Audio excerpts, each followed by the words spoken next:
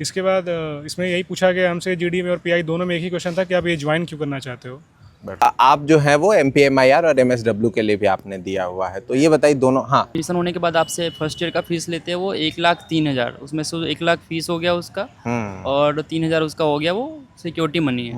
But fees अगर ऐसा है मतलब 2,00,000 फीस है इसका 2 साल का, बट दैट इज़ कि इसका ROI बहुत अच्छा है। 2,00,000 फीस आप देते हैं बट इसका FMS का एवरेज प्लेसमेंट 8.5-9 है यहाँ पे, और हाईएस्ट प्लेसमेंट 16,00,000 इसी बार लगा है एक भैया का सीन। अगर आप BHU के छात्र हो जाते हैं तो BHU के पास एक अलुमनाई कम्युनिटी है, इसका कनेक्शन बहुत अच्छा के लिए अच्छा खासा पैकेज। तो अगर आप अपने काम में बहुत अच्छे हैं तो आपको 10 से 12 लाख का पैकेज कहीं नहीं गया, वो आपको मिल जाएगा। आज जो है वो आपका GDPI था, इसके लिए आपने बेसिक प्रिपरेशन क्या की, आप बताइए। GDPI का आपका टॉपिक क्या था और ओवरऑल आपका एक्सपीरियंस कैसा रहा MTTM में? मुझे समझ में नहीं आया। उसमें ये टॉपिक था कि आप बाहर निकलने से फूड का वेस्टेज को कैसे देखते हैं, तो उसका मेरे को समझ नहीं आया कि बाहर निकलने फूड के वेस्टेज से।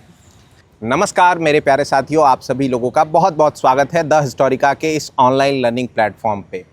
CUET PG की एक परीक्षा होती है जिसमें COQP 11 एक कोड होता है, सब्जेक्ट कोड होता है। इस एग्ज़ाम को देने के बाद आप BHU के कई सारे सब्जेक्ट्स में एडमिशन लेने के लिए एलिजिबल हो जाते हैं। उन्हीं में एक सब्जेक्ट है MTTM, और इस सब्जेक्ट के जो बच्चे हैं उनको GDPI भी देना होता है। रिटर्न के साथ साथ GDPI होता है। इसके अलावा भी कई सारे कोर्सेज हैं जिनमें GDPI होता है।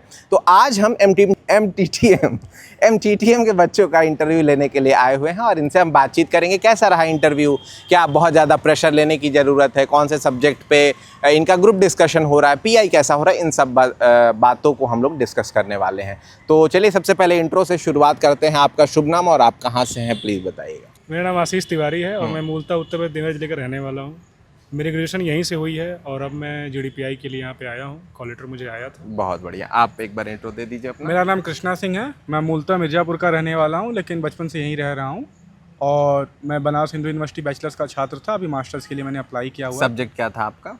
मेरा Hindi literature, English literature, tourism management और संस्कृत लैंग्वेज। TTM था आपका। जी, बहुत बढ़िया। आप एक बार अपना इंट्रो दे। मेरा नाम मनीष पांडे है, मैं बनारस का रहने वाला हूँ और मेरा ग्रेजुएशन सब्जेक्ट था ज्योग्राफी और AIHC था। तो मेरा हुआ। आप भी यहीं से हैं? नो, मैं विद्यापीठ से आपका हुआ है। चलिए बहुत बढ़िया। चलिए अब हम आ जाते हैं सीधे मेन पॉइंट पे कि आज जो है वो आपका GDPI था। इसके लिए आपने बेसिक प्रिपरेशन क्या की, आप बताइए। ये मतलब आज से पहले आपने क्या क्या चीज़ें सुनिश्चित की कि ये मेरा होना चाहिए तब मैं जाने के लिए तैयार हूँ, एलिजिबल हूँ? सबसे पहले आपका डॉक्यूमेंट सारा जो भी है क्या क्या डॉक्यूमेंट आपने? आपके पास एडमिट कार्ड जो NTA का है वो रहना चाहिए। BHU ने जो एडमिट कार्ड आपको भेजा है वो रहना चाहिए। आपके पास जो कॉल लेटर आया है उसका रहना चाहिए फोटोकॉपी। फिर आपके पास जितने ग्रेड कार्ड्स वगैरह हैं, हाई स्कूल इंटर के सर्टिफिकेट्स वगैरह, EWS अगर है तो EWS आप एलिजिबल कास्ट सर्टिफिकेट आपके पास है। ये सारा सर्टिफिकेट आपका होना है, फिर आप आइए। और नहीं भी है तो आपके पास अंडरटेकिंग का ऑप्शन रहता है जिसमें आपको मिनिमम 2 महीने का समय मिलता है, आप उसको फुलफिल कर सकते हैं। हाँ ठीक है। और ड्रेस वगैरह के बारे में भी थोड़ा सा बता दीजिए। ड्रेस का ऐसा कुछ कोड तो इशू नहीं हुआ था, लेकिन जनरली लोग फॉर्मल में आते हैं इंटरव्यू देने के लिए। हम लोग भी टीवी में ही देखे हैं तो फिर हम लोग वैसे उस हिसाब से हम भी आए हैं। माहौल UPSC का ही होना चाहिए। हाँ भाई, आप बताइए कि आज आने के बाद आपने क्या सुनिश्चित किया, क्या कोई यहाँ पे रजिस्ट्रेशन हुआ, कितने बजे आप आए, कितने बजे आपका GDPI हुआ, उसके बारे में थोड़ा। बेसिकली देखा जाए तो अब यहाँ का छात्र होने का एक प्रॉफिट तो होता है कि आप 3 साल से चीज़ें समझ चुकते हैं कि चीज़ें का टाइमिंग क्या होगा। तो मैंने देखा पिछले साल भी जब GDPI देने आया था तो मैंने देखा कि बच्चे बहुत पहले आ जाते हैं, 9 बजे ही आ जाते हैं। तो मेरा ये सजेशन रहेगा जो कल लोग देने आ रहे हैं, टाइमली आए, जल्दी आने की कोई ज़रूरत नहीं है। आराम से अपना डॉक्यूमेंट सारा अरेंज करके लाएं तो कोई दिक्कत नहीं होगी आपका। वेल ड्रेस आएँ, उसके बाद आराम से आएँ। देखिए टूरिज्म एक ऐसा सब्जेक्ट है ना कि इसमें history, geography, politics, every subject जो भी सब्जेक्ट आपका वर्ल्ड में सब कुछ पढ़ना है। उसके बाद टोइंग का अलग, मतलब एवरी क्रिटिकल सब्जेक्ट से लेके एकदम नॉर्मल सब्जेक्ट तो सब कुछ आपको पढ़ना पड़ेगा।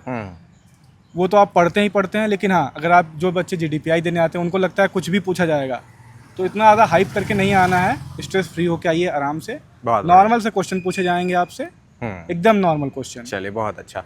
आप भी अपना इंट्रो दे के अलाइन हो जाइए सबके साथ। Yes, my name is Abhishek Kumar.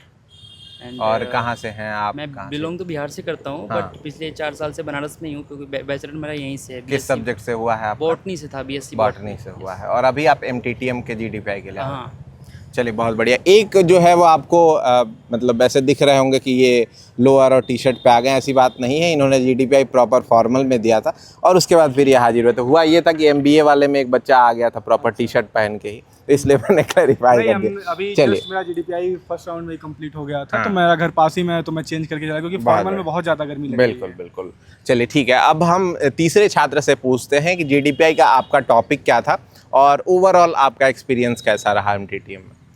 GD का तो मेरा टॉपिक थोड़ा मुझे समझ में नहीं आया। उसमें ये टॉपिक था कि आप बाहर निकलने से फूड का वेस्टेज को कैसे देखते हैं, तो उसका मेरे को समझ नहीं आया कि बाहर निकलने फूड के वेस्टेज से मेरा पीआई अच्छा गया, क्योंकि पीआई में अच्छा GD मतलब खराब कैसा होता है ये थोड़ा जीडी बताइए। खराब ये होता है कि टॉपिक ही ना समझ में आया। हाँ तो फिर वो क्या आपने बोला? मतलब मैंने पर्ची उठाए, मैंने बोलना स्टार्ट किया, टॉपिक कहीं और ही घूम गया।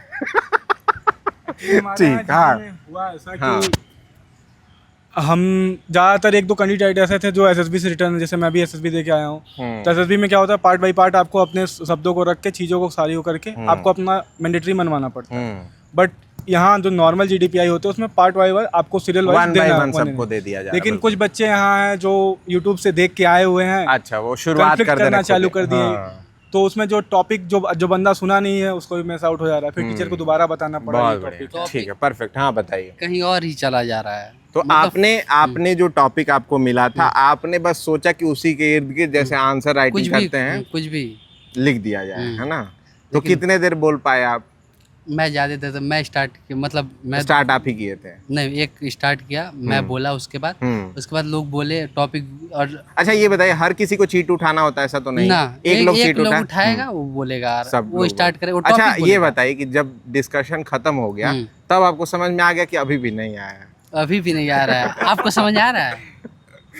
कुछ कुछ तो विचारा जा बाहर सकता, निकलना खैर। और खाने का बर्बाद होना। हाँ लेकिन सच बात है। चलिए ठीक है, आखिर वहाँ शायद रहता तो कुछ विचार किया जा सकता था। चलिए आप ये माइक ले लीजिए और थोड़ा सा अपना बताइए कि आपके GD और PI का कैसा एक्सपीरियंस रहा। मेरी ग्रुप डिस्कशन में टॉपिक तो एकदम एब्रप्ट थोड़ा नहीं सा आया अगर था, वॉइस बढ़िया टॉपिक आया था। जैसे मेरा टॉपिक था प्राइवेटाइजेशन, उधर साइड। हाँ प्राइवेटाइजेशन एडवांटेजेस और डिसएडवांटेजेस। ओके। ये ओवरऑल बढ़िया टॉपिक था। बट हमारे ग्रुप में आई थिंक ज़्यादा लड़कियां थी, तो सब लोग सोच विचारने लगे। जब सर भी बोले कि अब स्टार्ट करिए, तो फिर मैंने ये स्टार्ट करा। मतलब मेरा स्टार्टिंग टेंडेंसी शुरू से रहता भी है। मैंने MBA FMS में भी दिया है, एडी बिजनेस के लिए, और FOC में भी दिया है। ओके। वहाँ भी मैंने स्टार्ट ही करा था, तो एज यूजुअल मैंने स्टार्ट कर दिया। टॉपिक प्राइवेटाइजेशन ये तो नॉर्मल टॉपिक है, लगभग लोग बोल ही सकते हैं। ठीक। फिर भी PI का हमारे कैसा एक्सपीरियंस रहा आपका? PI का एक्सपीरियंस बढ़िया था। वो सीधा बॉटनी से ही क्वेश्चन पूछे मेरे से कि जगदीश चंद्र बसु का क्या कंट्रीब्यूशन रहा है साइंस में, इसके बाद टूरिज्म में क्यों आना चाहते हैं बॉटनी के बाद। जाहिर सी बात है क्वेश्चन तो आएगा ही, बॉटनी के बाद बंदा डायरेक्ट टूरिज्म में क्यों आएगा। हाँ। तो मैंने बताया कि क्या रीज़न रहा है, वो सब बताया। तो ओवरऑल बहुत अच्छा एक्सपीरियंस रहा। और जो यहाँ पे मैनेजमेंट है, जो व्यवस्था की गई है, वो भी बहुत अच्छी है। मतलब क्या आपने क्या बताया आंसर की और कहीं पे नहीं हो पा रहा था तो आ गए?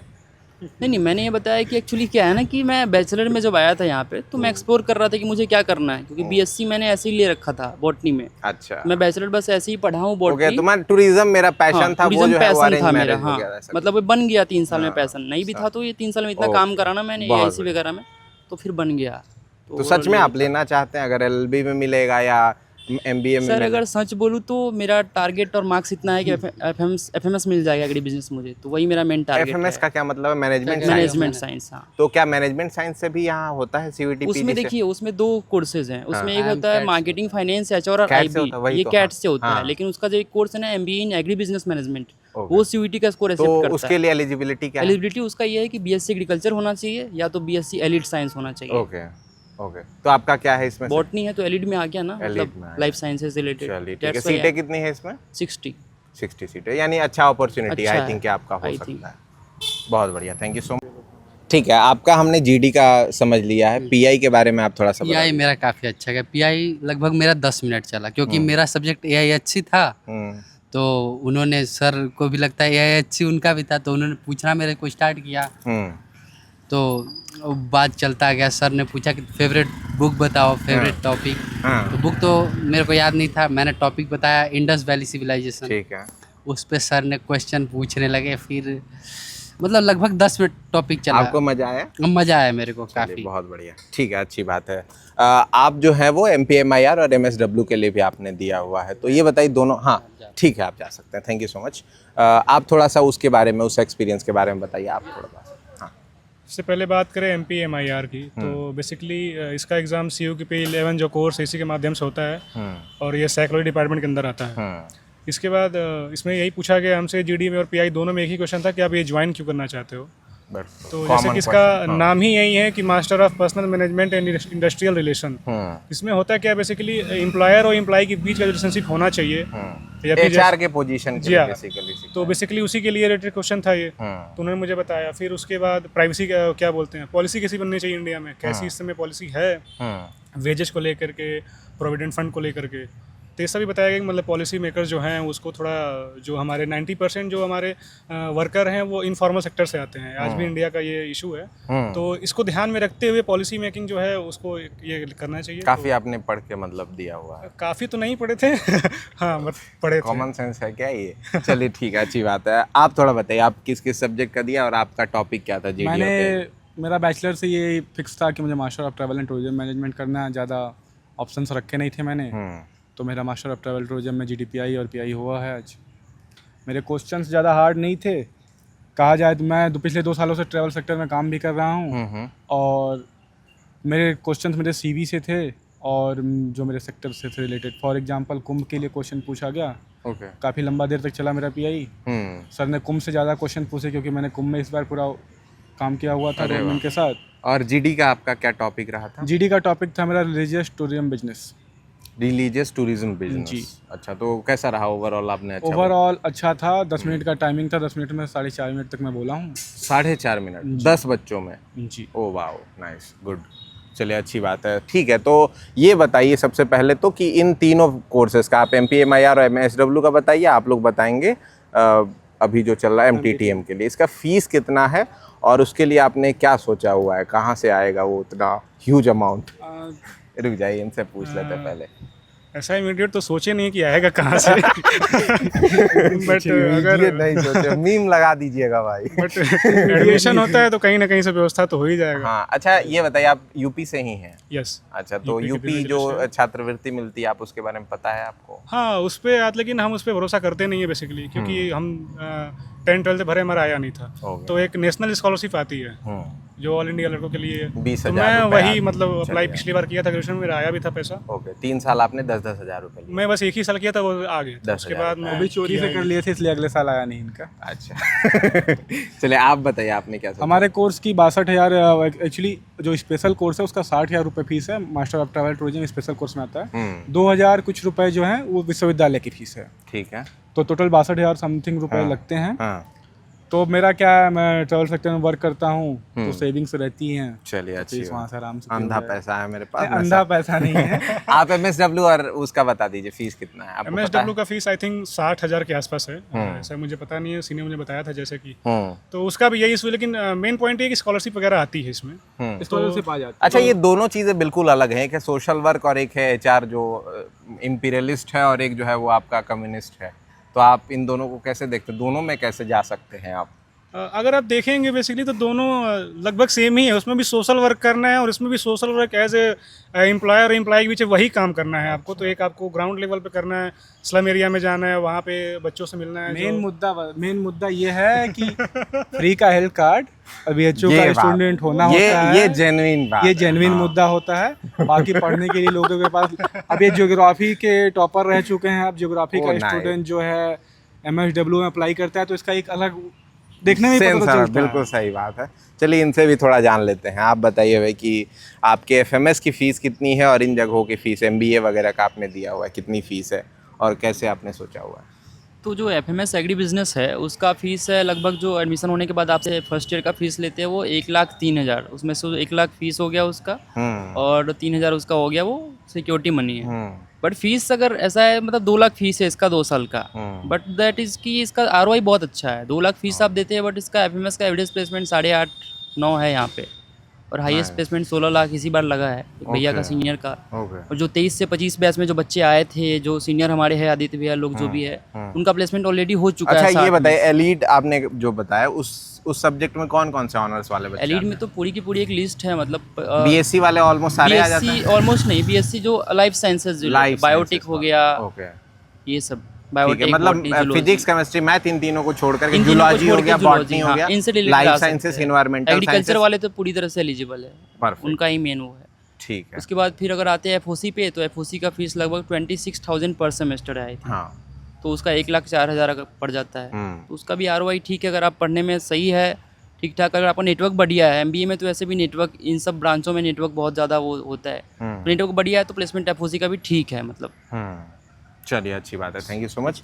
अंत में कुछ बताना चाहेंगे आप लोग? अंत में मैं ये बताना चाहूँगा, बेसिकली अगर आप बीएचयू के छात्र हो जाते हैं तो बीएचयू के पास एक अलुमनाई कम्युनिटी है, इसका कनेक्शन बहुत अच्छा है। तो अगर आप जैसे for example master of travel tourism management लेते हैं, अभी कुछ सालों से प्लेसमेंट की थोड़ी दिक्कत आ रही थी क्योंकि चीज़ें सही नहीं चल रही थी, बट पिछले 1 साल से कंपनियां आने लगी हैं, तो थोड़ा धीरे धीरे अब चीज़ें अपग्रेड हो रही हैं, तो लाइनअप हो रहा है। बट हाँ, कम्युनिटी जो यहाँ कनेक्शन वाली है ना, वो आपको मोटा मोटी जो है ऑन एन एवरेज आपके जीविका के लिए अच्छा खासा पैकेज, अगर आप अपने काम में बहुत अच्छे हैं तो आपको 10 से 12 लाख का पैकेज कहीं नहीं गया, वो आपको मिल जाएगा। बहुत